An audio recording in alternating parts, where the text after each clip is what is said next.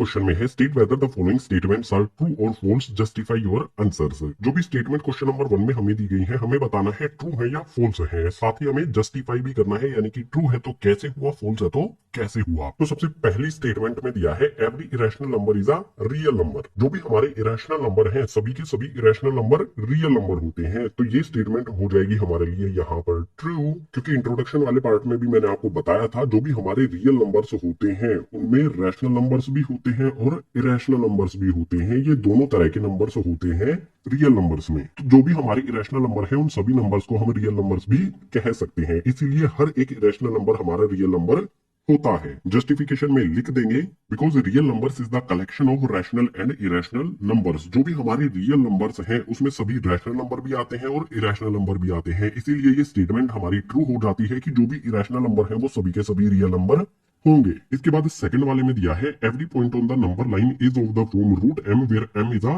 Natural number. जो भी हमारी नंबर लाइन होती है उसका हर एक पॉइंट रूट एम की फॉर्म में होता है और एम हमारा नेचुरल नंबर है। तो ये वाली स्टेटमेंट हो जाएगी हमारी फॉल्स।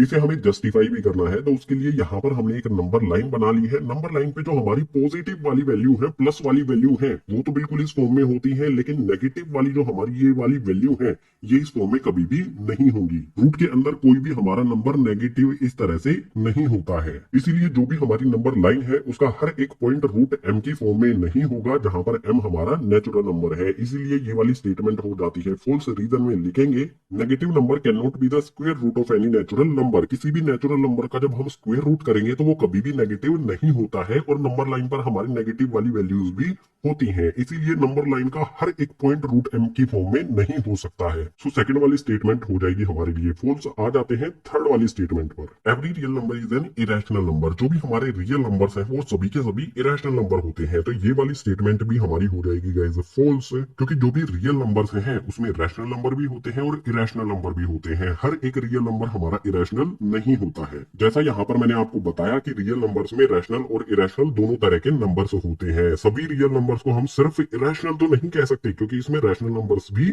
होते हैं। सो ये स्टेटमेंट फॉल्स हो जाएगी और इसकी जस्टिफिकेशन लिखेंगे because real numbers can be rational also. जो भी हमारे रियल नंबर्स हैं वो सभी के सभी इरेशनल नहीं होंगे, उनमें कुछ रैशनल नंबर्स भी होते हैं। इसलिए थर्ड वाली स्टेटमेंट हो जाती है फॉल्स। जो भी क्वेश्चन नंबर 1 में हमें 3 स्टेटमेंट दी गई थी, तीनों के लिए हमने ट्रू फॉल्स बता दिए हैं और जस्टिफाई भी कर दिया है। तो क्वेश्चन नंबर 1 हो जाता है कंप्लीट। क्वेश्चन नंबर 2 के लिए मूव करते हैं नेक्स्ट पेज पर। क्वेश्चन नंबर 2 इसमें है are the square root of all positive integers irrational if not give an example of the square root of a number that is a rational number. Question number 2 में हमसे पूछा है कि जो भी पॉजिटिव इंटीजर्स होते हैं अगर उनका स्क्वायर रूट किया जाए क्या वो सभी के सभी इरेशनल होंगे। अगर नहीं होंगे तो हमें एक ऐसा एग्जाम्पल देना है कि स्क्वायर रूट करने पर जो भी हमारा नंबर है वो रैशनल हो। क्वेश्चन को 2 पार्ट्स में डिवाइड करेंगे। सबसे पहले इस वाले पार्ट का आंसर करेंगे। जो भी हमारे पॉजिटिव इंटीजर्स हैं अगर उनका स्क्वायर रूट करते हैं तो वो सभी के सभी इरेशनल नहीं होते हैं। सो सॉल्यूशन में यहाँ पर लिख देंगे the square root of all positive integers are not irrational. जो भी पॉजिटिव इंटीजर्स हैं उनका स्क्वायर रूट करने पर सभी के सभी इरेशनल नहीं होते हैं। अब क्वेश्चन में आगे है कि अगर नहीं होते हैं तो कोई ऐसा एग्जाम्पल दीजिए कि स्क्वायर रूट करने पर हमारा रैशनल नंबर हो। तो कई सारे एग्जाम्पल होते हैं, जैसे हमारे पॉजिटिव इंटीजर्स कौन कौन से होते हैं, 1 होता है, 2 होता है, 3 होता है, 4 होता है, 5 होता है, 6 होता है, 7 होता है, 8 होता है। इसी तरह से ये कंटिन्यू रहते हैं। तो इनमें से जो हमारा 1 है इसको उठा लो, जो हमारा 4 है इसको उठा लो, इनका स्क्वायर रूट कर दो। एग्जाम्पल यहाँ पर लिख देंगे। यहाँ जो भी हमारा 1 है इस पे रूट लगा दो। 1 को रूट लगाने पे सोल्व करेंगे तो हमें 1 ही मिल जाएगा, जो कि हमारा एक रैशनल नंबर है। इसी तरह से रूट 4 हो जाएगा हमारा, और हमारा एक पॉजिटिव इंटीजर होता है, इस पे हमने रूट लगा दिया। इसको सोल्व करेंगे। सोल्व करने पर 4 को किस तरह से लिख सकते हैं, 2 मल्टीप्लाई में 2। रूट के अंदर यहाँ पर पेयर बन गया है तो इसको सोल्व करेंगे जब तो 2 हमारा बाहर आ जाएगा, यानी कि जो भी हमारा रूट 4 है ये भी हमारा रैशनल नंबर होता है। इसी तरह से एक और एग्जांपल ले लेते हैं, रूट बना लेते हैं। यहाँ पर 9 लिख देते हैं जो कि हमारा पॉजिटिव इंटीजर होता है। इसको सोल्व करेंगे तो रूट के अंदर हम लिख सकते हैं 3 मल्टीप्लाई में 3। 3 का पेयर बन गया तो 3 बाहर आ जाएगा, ये भी हमारा रैशनल नंबर होता है। जो भी हमारे पॉजिटिव इंटीजर्स हैं अगर इनका स्क्वायर रूट करेंगे तो वो सभी के सभी इरेशनल नहीं होंगे, उनमें से कुछ रैशनल भी होते हैं। यहाँ पर हमने उनके एग्जाम्पल भी ले लिए हैं। तो इन्हीं एग्जाम्पल्स के साथ क्वेश्चन नंबर 2 हो जाता है कंप्लीट। क्वेश्चन नंबर 3 के लिए मूव करते हैं नेक्स्ट पेज पर। क्वेश्चन नंबर 3 इसमें है show how root 5 can be represented on the number line. Root 5 को नंबर लाइन पे किस तरह से रिप्रेजेंट किया जाएगा क्वेश्चन नंबर 3 में हमें बताना है। इस क्वेश्चन को सोल्व किया जाएगा कंस्ट्रक्शन से, जिसके लिए हमें ज्योमेट्री की जरूरत होगी। सो कंस्ट्रक्शन से इस क्वेश्चन को सोल्व करने के लिए चलते हैं नेक्स्ट पेज पर। रूट 5 को नंबर लाइन पर शो करने के लिए सबसे पहले स्केल लेंगे, एक नंबर लाइन ड्रॉ करेंगे। सिंपली आपको इस तरह से एक लाइन ड्रॉ कर देनी है। इस लाइन के किसी भी एक पॉइंट को इस तरह से मार्क कर देना है 0। इसके बाद हर 1 इंच पर मार्क लगाएंगे। जैसे यहाँ पर इसमें यहाँ से यहाँ तक 1 इंच होता है तो पॉइंट लगा दो, यहाँ से यहाँ तक 1 इंच होता है यहाँ पे मार्क लगा दो। इसी तरह से लेफ्ट हैंड साइड में भी यहाँ से यहाँ 1 इंच होता है मार्क लगा दो, यहाँ से यहाँ पर 1 इंच होता है मार्क लगा दो। जो भी हमारी नंबर लाइन है इसके दोनों एंड्स पर इसी तरह से एरो लगा देंगे। इसके बाद ये वाला पॉइंट हो जाएगा हमारा 1, इसके नेक्स्ट वाला पॉइंट हो जाएगा हमारा 2, इसी तरह से ये वाला पॉइंट हो जाएगा हमारा माइनस में 1, ये वाला हो जाएगा माइनस में 2। नंबर लाइन हमारी हो गई है ये वाली। अब नंबर लाइन का जो भी हमारा ये वाला 0 पॉइंट है, इस पॉइंट से 2 यूनिट दूरी पर, यहां से यहां तक 1 यूनिट, यहां से यहां तक 2 यूनिट, 2 यूनिट डिस्टेंस यानी कि इस वाले पॉइंट पर 90 डिग्री का एंगल बनाएंगे। 90 डिग्री एंगल बनाने के लिए डी वाले स्केल का यूज करेंगे, डी वाला स्केल रखेंगे। जो भी हमारा 90 डिग्री का एंगल है यहाँ पे पॉइंट बना देंगे। इसके बाद जो भी हमारा ये 90 डिग्री वाला पॉइंट बना है, इस पॉइंट तक स्केल का यूज करके 1 यूनिट की हमें एक लाइन ड्रॉ कर देनी है। और 1 यूनिट का मतलब होगा 1 इंच, क्योंकि इस नंबर लाइन पर जो भी हमारा 1 यूनिट है वो 1 इंच के इक्वल हमने लिया है। 1 यूनिट की जगह पर आप 1 सेंटीमीटर का भी यूज कर सकते हो। हमने यहाँ पर स्केल रखा, यहाँ से यहाँ तक हो जाता है हमारा 1 इंच। सो 90 डिग्री वाला जो भी हमारा ये एंगल है, इसकी लाइन हमने इस वाले पॉइंट पर ड्रॉ कर दी। ये हमारा एंगल हो गया 90 डिग्री का। इसके बाद इस वाले पॉइंट को नाम दे देंगे C। अब जो भी हमारा ये पॉइंट O या फिर कह सकते हैं 0 है और ये वाला पॉइंट C है, इनको एक सीधी लाइन में ज्वाइन कर देंगे। सो स्केल यहाँ पे रखूंगा मैं, O और C को हमें एक सीधी लाइन में ज्वाइन करना है। स्केल रखा, सिंपली O से C तक एक लाइन मैंने यहाँ पर ड्रॉ कर दी। जो भी हमारा O से C तक है, इसकी लंबाई होगी गाइज रूट 5। लेकिन ये रूट 5 इस नंबर लाइन पर नहीं है, नंबर लाइन से ऊपर की तरफ है। इसको नंबर लाइन पर लाने के लिए यूज करेंगे हम कंपास का। कंपास को हम 0 वाले पॉइंट पर रखेंगे और ओपन कर लेंगे इसे C वाले पॉइंट तक। C वाले पॉइंट पे इसे रखेंगे और एक आर्क लगा देंगे नंबर लाइन की तरफ, या जो यहाँ पर जहां पर भी ये नंबर लाइन को टच करेगी, इस पॉइंट को नाम दे देते हैं D। जो भी हमारा O से D तक है, इसकी लंबाई हो जाएगी हमारी रूट 5। रूट 5 को नंबर लाइन पर ड्रॉ करने के लिए बिल्कुल सिंपल कंस्ट्रक्शन है। सबसे पहले नंबर लाइन ड्रॉ कर लेंगे। इसका जो भी सेंटर वाला पॉइंट है, उसे 2 यूनिट दूरी पर हम एक 90 डिग्री का एंगल बना देंगे और इस लाइन को बढ़ाएंगे 1 यूनिट। अगर हमारा यूनिट डिस्टेंस 1 इंच है तो इसको 1 इंच बढ़ाया जाएगा। अगर हमने ये डिस्टेंस 1 सेंटीमीटर लिया है तो इसको 1 सेंटीमीटर की हाइट दी जाएगी। इसके बाद जो भी हमारा पॉइंट होगा, इसको C नाम रख देंगे। O और C को सीधी लाइन में ज्वाइन कर देंगे। OC हमारा रूट 5 के इक्वल होगा, लेकिन ये OC इस नंबर लाइन पर नहीं है। इसको नंबर लाइन पर लाने के लिए कंपास की टिप को O पे रखेंगे, ओपन करेंगे उसे C तक और एक आर्क लगा देंगे जो इस नंबर लाइन को D पॉइंट पे टच करेगी। O से D तक का जो हमारा डिस्टेंस होगा, ये हो जाएगा हमारा रूट 5। OC और OD एक दूसरे के इक्वल होगा, क्योंकि दोनों CD वाली आर्क के रेडियस हैं OC और OD। अब आप कहोगे कि OC रूट 5 कैसे हुआ, तो इसके लिए हमें कैलकुलेशन करनी होगी, पाइथागोरस फॉर्मूले का यूज करना होगा, जिसको करते हैं नेक्स्ट पेज पर। रूट 5 को नंबर लाइन पे किस तरह से रिप्रेजेंट करना है ये हमने समझ लिया है। अब जो भी हमारा OC है, ये रूट 5 कैसे हुआ ये भी तो हमें समझना पड़ेगा। तो इसको समझने के लिए यूज करेंगे पाइथागोरस थ्योरम का। पाइथागोरस थ्योरम में होता क्या है, जो भी हमारा हाइपोटेनियस है, अगर हम उसका स्क्वायर करेंगे तो वो इक्वल होता है बेस के स्क्वायर प्लस में परपेंडिकुलर स्क्वायर के। इस फॉर्मूले के बारे में आपको चैप्टर के इंट्रोडक्शन में बताया गया है। अगर आपको कोई कंफ्यूजन है किसी भी फॉर्मूले और कॉन्सेप्ट से रिलेटेड, तो चैप्टर का इंट्रोडक्शन देख लो, सभी के सभी कॉन्सेप्ट डिटेल में एक्सप्लेन किए गए हैं। इंट्रोडक्शन वाली वीडियो का लिंक आपको नीचे डिस्क्रिप्शन बॉक्स में दिया गया है। इस फॉर्मूले को अप्लाई किया जाता है राइट एंगल्ड ट्राइंगल पर। सो जो भी हमारा ये ट्राइंगल बना है, ये राइट एंगल्ड ट्राइंगल है। इसमें सबसे पहले बात करेंगे बेस की। ये हमारा 0 वाला पॉइंट है, ये हमारा 2 वाला पॉइंट है जहां पर 90 डिग्री का एंगल बनाया है, तो ये हमारा B से बेस हो जाएगा। उसके बाद इस ट्राइंगल में जो वर्टिकल लाइन हमने ड्रॉ की है, यानी कि इसकी हाइट, इसको कहा जाता है परपेंडिकुलर। तो ये हो जाएगा हमारा यहाँ पर P, जो हमारी ये वाली लाइन है। इसके बाद जो हमारी O से C तक लाइन है, ये हो जाएगा हमारा गाइस हाइपोटेनियस। सिंपली कोई भी राइट एंगल्ड ट्राइंगल हो, उसके नीचे वाली साइड को बेस कहेंगे, जो खड़ी लाइन है उसको परपेंडिकुलर कहेंगे और जो तिरछी लाइन है उसको हाइपोटेनियस कहेंगे। अब जो भी हमारी बेस और परपेंडिकुलर की वैल्यूज हैं इस फॉर्मूले में पुट करेंगे तो हाइपोटेनियस की वैल्यू हमें पता चल जाएगी। सबसे पहले बेस की बात करेंगे, 0 से 2 तक यानी इस पॉइंट तक है, यहाँ से यहाँ तक का डिस्टेंस कितना है, 2 यूनिट है, यानी कि जो भी हमारा बेस है इसकी वैल्यू हो जाएगी 2। सो सबसे पहले हाइपोटेनियस का स्क्वायर एज इट इज आ जाएगा, यहाँ पर है हमारे पास बेस का स्क्वायर, बेस की वैल्यू हमारी 2 है तो इस बी की जगह पर हमने 2 रख दिया, बी का स्क्वायर है तो 2 का भी यहाँ पर स्क्वायर हो जाएगा। इसके बाद प्लस का साइन लगा लेंगे, यहाँ पर है हमारा परपेंडिकुलर का स्क्वायर, इस 2 वाले पॉइंट पर हमने ये परपेंडिकुलर ड्रॉ किया है और इसकी हाइट कितनी रखी थी हमने, 1 इंच रखी थी, यानी कि इसकी परपेंडिकुलर की वैल्यू हो जाएगी हमारी 1। सो परपेंडिकुलर की जगह पर 1 रखा, परपेंडिकुलर का स्क्वायर है तो इसकी वैल्यू का भी स्क्वायर हो जाएगा। वैल्यूज हमने पुट कर दी हैं बेस और परपेंडिकुलर की, तो अब इसको सोल्व कर लेंगे। सोल्व करने के लिए सिंपली हाइपोटेनियस का स्क्वायर एज इट इज रहेगा इक्वल्स टू में यहाँ पर आ जाएगा हमारा 2 का स्क्वायर, 2 के स्क्वायर का मतलब होता है 2 मल्टीप्लाई में 2 जो इक्वल होता है 4 के। सो इस 2 स्क्वायर को सोल्व करने पर हमें मिल जाएगा 4, इसके बाद प्लस का साइन लगा लेंगे, 1 का स्क्वायर, 1 के स्क्वायर का मतलब होगा 1 मल्टीप्लाई में 1 जो इक्वल होगा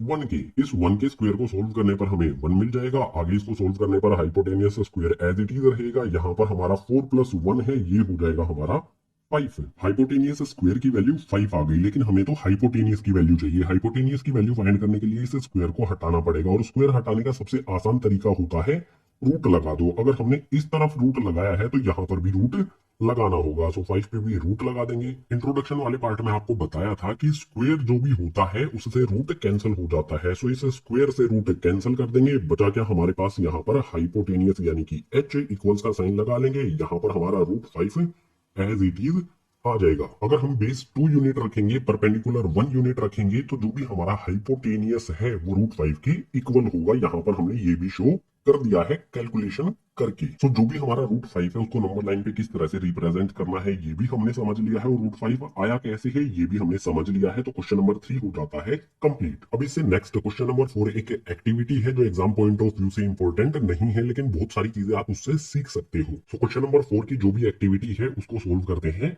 नेक्स्ट पेज पर। क्वेश्चन नंबर 4 इसमें है classroom activity, constructing the square root spiral. Classroom activity है question number 4, exam point of view से इंपॉर्टेंट नहीं है। इसमें हमें कंस्ट्रक्ट करना है स्क्वायर रूट स्पाइरल। बहुत सारी हमारी वैल्यूज होती है रूट के अंदर, जैसे कि रूट 2, इसके बाद आगे रूट 3, इससे आगे रूट 4, इससे आगे हमारा आ जाता है रूट 5, इससे आगे आ जाता है रूट 6। अगर इन सभी वैल्यूज को, ये सभी वैल्यूज आगे कंटिन्यू रहेंगी, अगर इन सभी वैल्यूज को नंबर लाइन पर शो करना है तो उसका एक तरीका होता है स्क्वायर रूट स्पाइरल। जो भी वैल्यूज आपको यहाँ पर दिखाई दे रही हैं, इन सभी वैल्यूज को स्क्वायर रूट स्पाइरल मेथड से नंबर लाइन पर शो किया जा सकता है। स्क्वायर रूट स्पाइरल को कंस्ट्रक्ट करना पड़ेगा, उसके लिए जरूरत होगी ज्योमेट्री की। सो इसको कंस्ट्रक्ट करते हैं नेक्स्ट पेज पर। स्क्वायर रूट स्पाइरल बनाने के लिए सबसे पहले स्केल रखेंगे, 1 इंच की हमें एक लाइन ड्रॉ करनी होगी। सो यहाँ से यहाँ तक 1 इंच होता है, तो मैंने एक लाइन ड्रॉ कर दी है। इसको नाम दे देंगे, ये वाला पॉइंट हो जाएगा हमारा O, ये वाला पॉइंट हो जाएगा हमारा P। इस लाइन के P वाले पॉइंट पे 90 डिग्री का एंगल बनाएंगे। सो D रखा मैंने यहाँ पे 90 डिग्री के लिए, ये पॉइंट बना लिया। जो भी हाइट होगी इस लाइन की P पॉइंट से, जो भी 90 डिग्री की लाइन ड्रॉ करेंगे वो 1 इंच होनी चाहिए।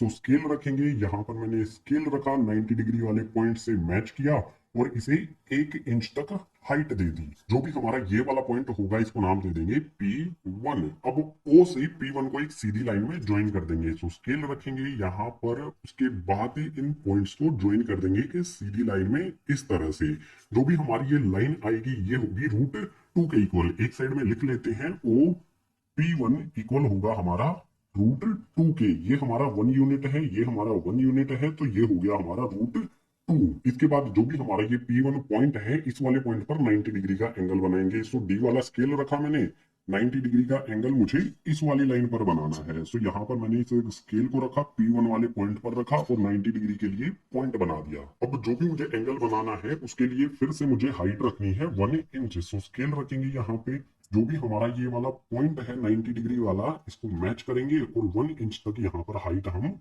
बना देंगे। यहां से लेके यहां तक 1 इंच होता है। सो लाइन हमने ड्रॉ कर दी है, ये वाला पॉइंट हो जाएगा हमारा P2। O से P2 को एक सीधी लाइन में ज्वाइन कर देंगे। सो स्केल रखेंगे, यहाँ पर इनको मैच करेंगे, स्केल को रख के सीधी लाइन में ज्वाइन कर देंगे। जो भी हमारा OP2 है ये हो जाएगा हमारा रूट 3 के इक्वल।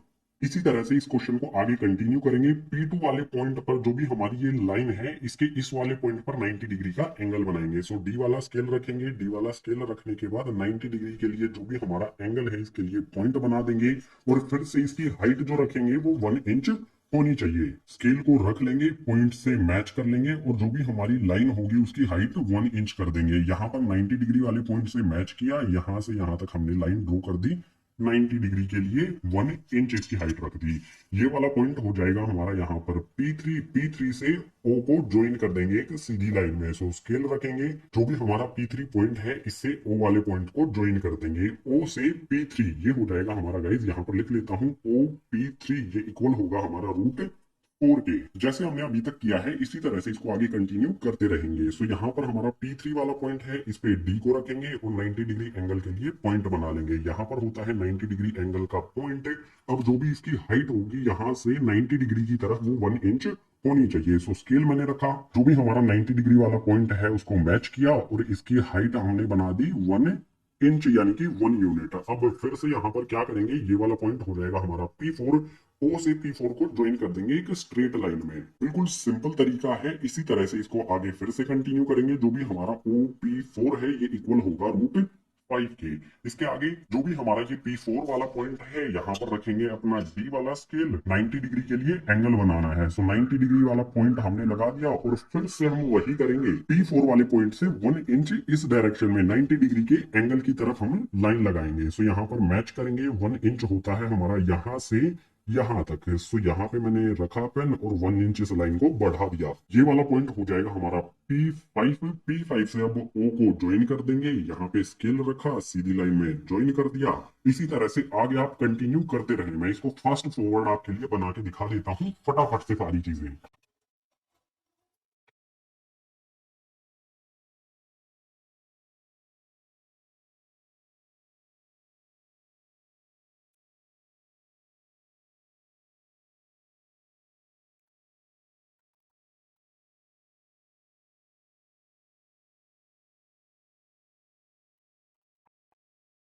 हमने स्क्वायर रूट स्पाइरल को P8 वाले पॉइंट तक बना लिया है। इस तरफ जगह नहीं बचती है। आप इसको इसी तरह से आगे कंटिन्यू कर सकते हैं। सबसे पहले एक लाइन बना लेनी है 1 यूनिट की। उसके बाद उस पर 90 डिग्री का एंगल बनाना है और उसकी हाइट भी हमारी 1 यूनिट होनी चाहिए।